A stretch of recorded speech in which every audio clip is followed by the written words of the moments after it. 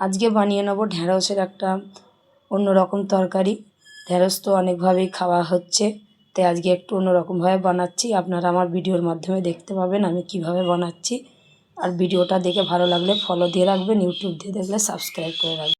ঢ্যাঁড়সটা রান্না করার জন্য আমি ঢ্যাঁড়সটাকে ধুয়ে কেটে নেব। প্রথমেই ঢ্যাঁড়সটাকে ধুয়ে নিতে হবে, নাহলে ওর যে আঠা, ধোয়ার পরে কাটার পরে ধুলে আঠাটা বেশি বার হয়। কিন্তু তাই কাটার আগে আমি ঢ্যাঁড়সগুলোকে ভালো করে হাত দিয়ে লগড়ে লগড়ে ধুয়ে নেব।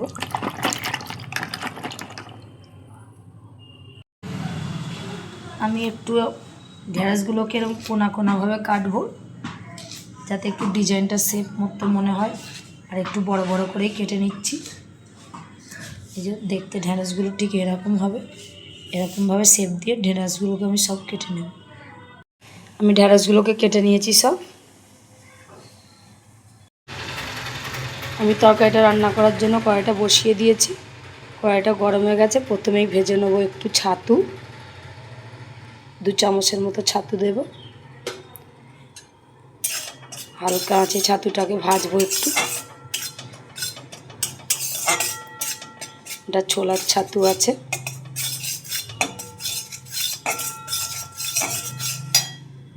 ছাতুটাকে ভেজে আমি তুলে নিয়েছি। এবার ওই কড়াতেই দিয়ে দেবো একটু সর্ষের তেল।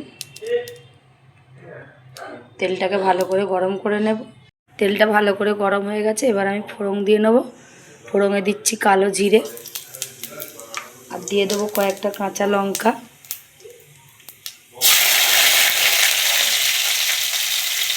লাল করব। লঙ্কাটা হালকা লাল হয়ে গেলে এবারে দিয়ে দেবো রসুন বাটা।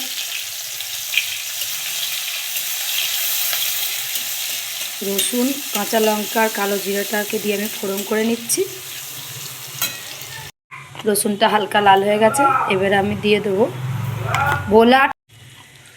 রসুনটা ভালো করে লাল হয়ে গেছে। এবার আমি কেটে রাখা পেঁয়াজটা দেবো। পেঁয়াজটাকেও আমি ছোট করে কেটে নিয়েছি। পেঁয়াজটাকে হালকা লাল করব।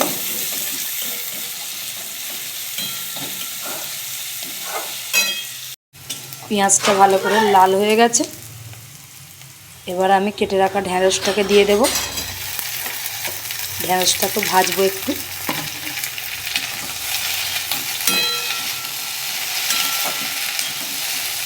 তেলের সঙ্গে হালকা ঢ্যাঁড়সটাকে অল্প ভেজে নেব, কেন ঢ্যাঁড়সটা না ভাজলে ঢ্যাঁড়সের আঠাটা তরকারিটা বেশি হড়হড় করে। এরকমভাবে রান্না করলে কিন্তু তরকারিটা আর কোনো আঠা থাকবে না। তাই ঢ্যাঁড়সটাকে হালকা ভেজে নেব। ঢ্যাঁড়সটা ভেজে নিয়েছি আমি, হালকা ভাজা হয়ে গেছে, আর কোনো আঠা নেই। এবারে এতে একটু দিয়ে দেবো হলুদ গুঁড়ো।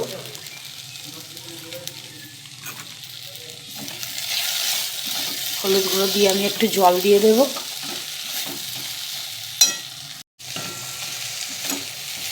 ঢ্যাঁড়সের কালারটা খুব সুন্দর দেখাচ্ছে, একদম সবুজ।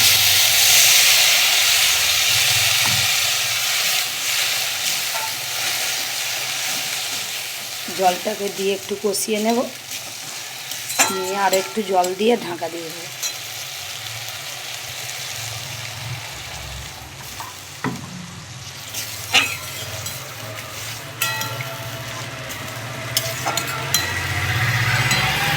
জলটা দিয়ে ঢাকা দিয়ে দেবো। ঢাকনাটাকে আমি খুলে নিয়েছি। ঢ্যাঁড়সগুলো হাফ সিদ্ধ হয়ে গেছে। এবার আমি দিয়ে দেবো ভেজে রাখা ছাতুটা, দিয়ে একটু সব জায়গায় নেড়ে নেব, যাতে ডলা না পাকিয়ে যায়। এই জন্য তরকারিটাকে একটু ভালোভাবে নাড়ব।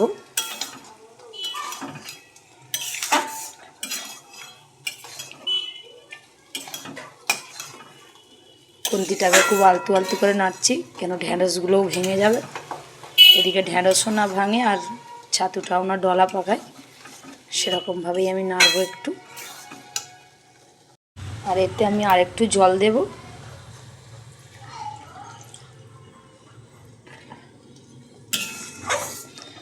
কেন ছাতুটা একটু হবে, ছাতু একদম ভেজে দিয়েছি, কাঁচা নেই যেহেতু, তাও ছাতুটা একটু ভালো করে ফুটুক, তার জন্য আমি একটু জলটা দিলাম।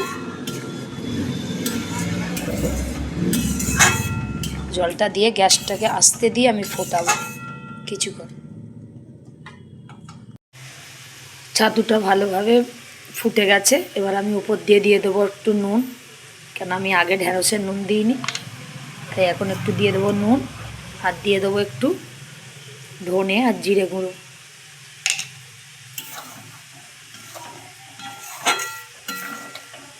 ঢ্যাঁড়সে আগে নুন দিইনি, কেন ঢ্যাঁড়সটা গলে যেত খুব বেশি, তাই নুনটাকে আমি নামাবার সময়ই দিলাম।